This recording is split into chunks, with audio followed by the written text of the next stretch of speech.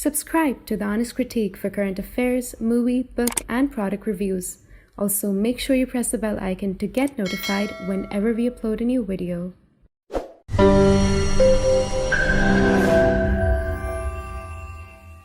The views, information, or opinions expressed during the video series are solely those of the individuals and do not necessarily represent those of The Honest Critique and its employees.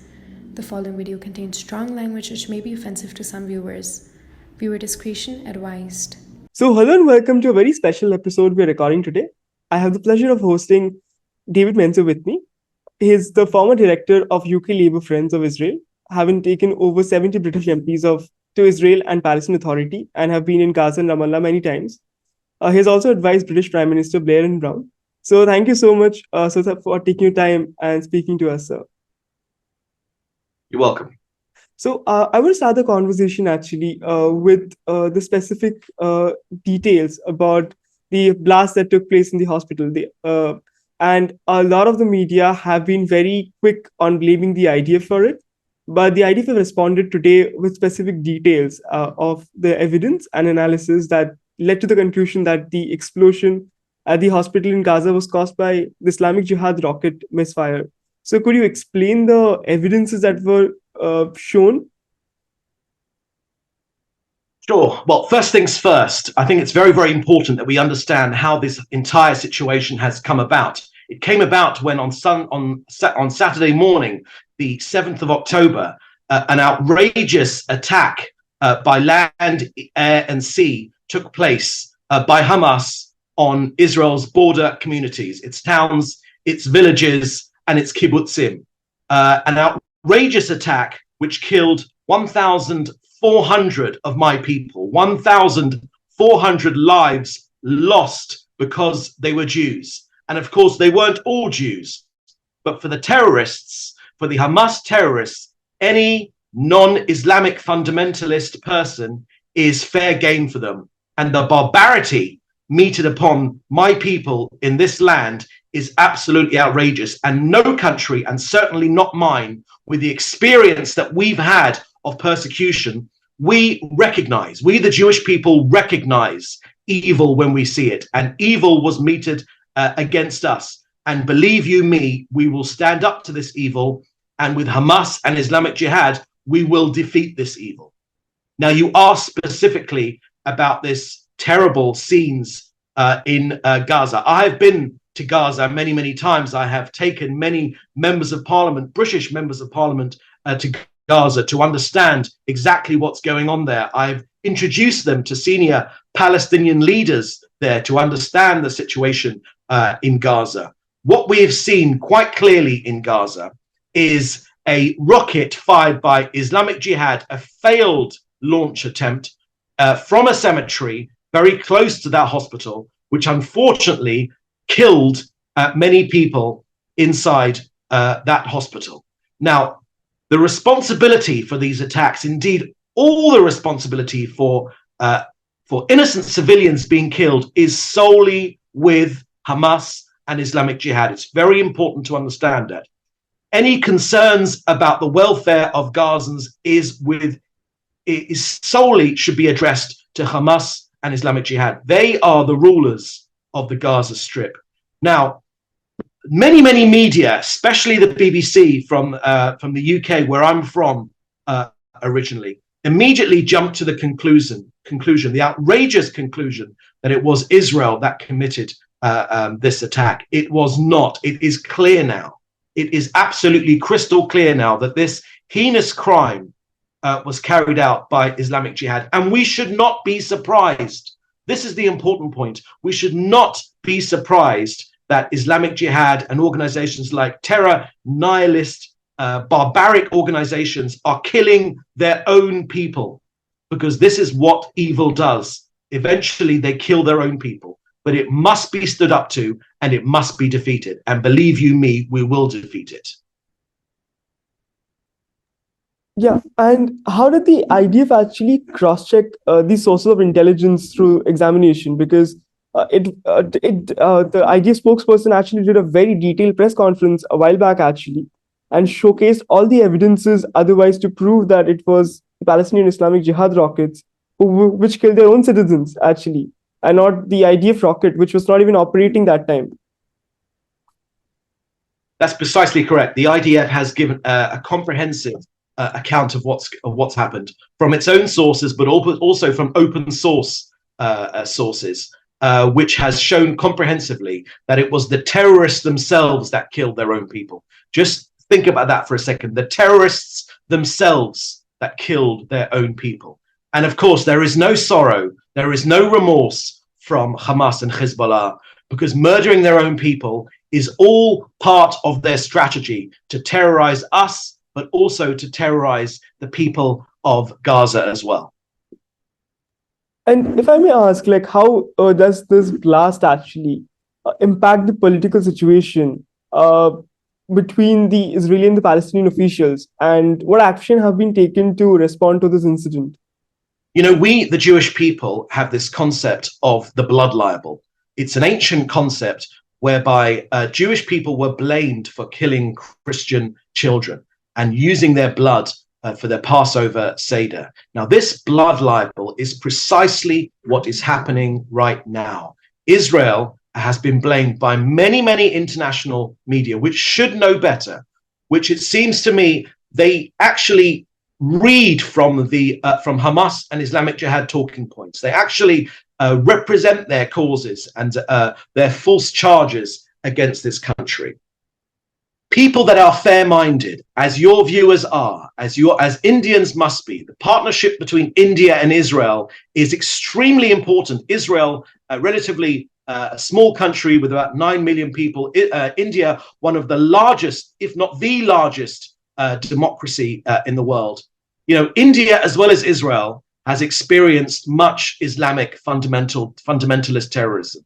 Israel, as well as India, has experienced much barbarity meted upon its people by Islamo-fascists. But we must stand together in this fight. We must defeat these enemies of humanity, and together, working together in partnership with India, I believe we can do it. Now, all right-thinking leaders who are not somehow clouded in their judgment or have no element of Jew hatred within their personality will see very, very clearly that this attack was caused by Islamic Jihad. End of story. And the address for pain and suffering caused to the people of Gaza should solely land with Hamas and Islamic Jihad. And to move a little bit from here, President Biden is supposed to visit today. And in the light of the ways the hospital blast has again shifted some diplomatic engagements, where the first initial reactions, because of the various media channels, especially Al Jazeera reporting that it was the IDF, how does the United States, in the light of the President Biden visiting Israel, change the equation or change the conversation, or does it make any impact today while this has happened?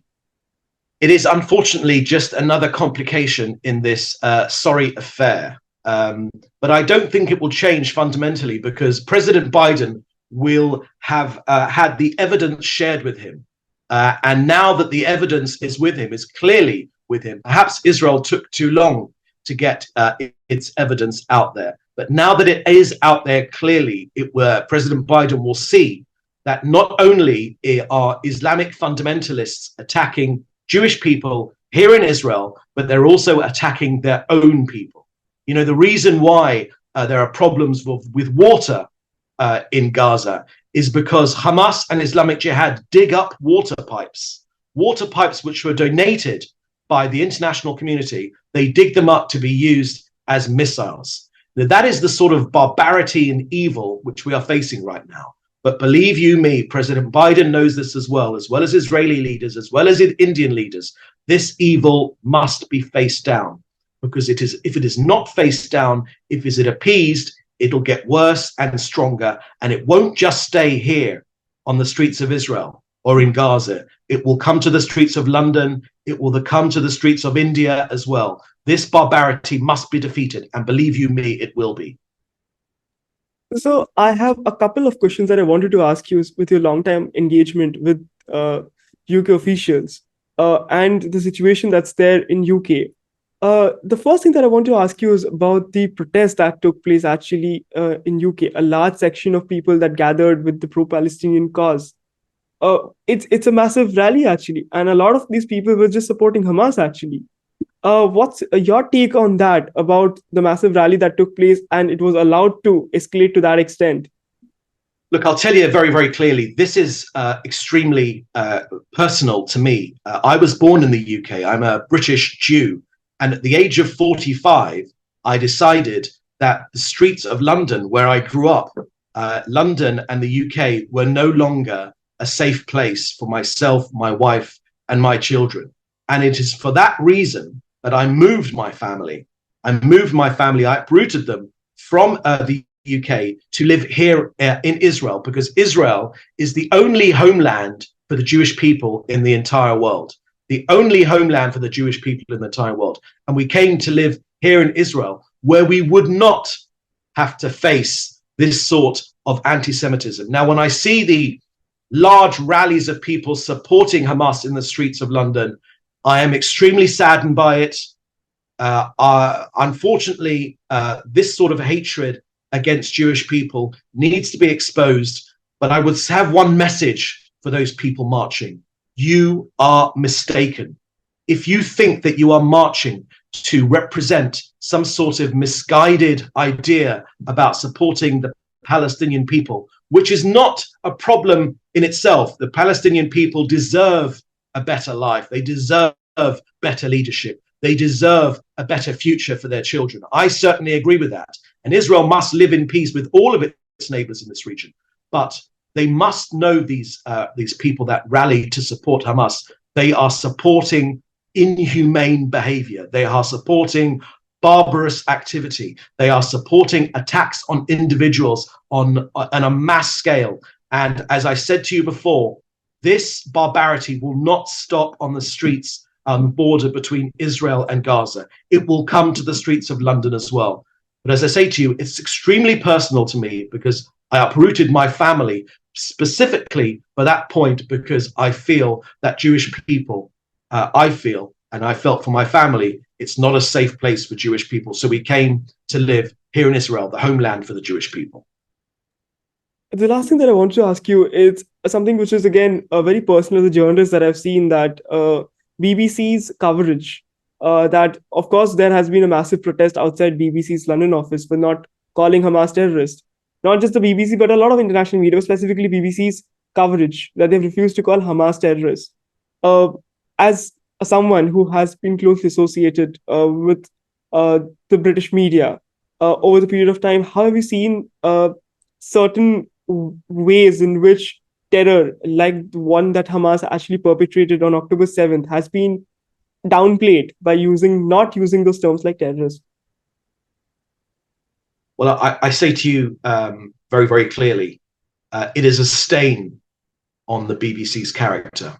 It is a black, dark moment for the BBC, who pride themselves on reporting impartiality. But when it comes to Israel, I've spoken to many BBC journalists. They always, unfortunately, perceive Israel to be guilty first and foremost. The very fact of Israel's existence for the BBC, unfortunately, means that we, the Jewish people, are guilty, but they are wrong. And the best defense against the BBC is for this country, Israel, to continue to prevail and to grow and to prosper. And believe you me, we will in this country, no matter what happens at the BBC. They defame us, they malign us, they spread falsehoods about my people, the Jewish people here in Israel, but we will prevail. History has shown us that people have tried to malign us and defame us and persecute us in the past. They no longer exist. We, the Jewish people, are still here. And believe you me, we will continue to prosper in our own country. Well, so that's all the question that I had. Thank you so much for advocating the rights for the Israelis very vocally. Thank you so much, sir, for taking the time and speaking to us. You're welcome.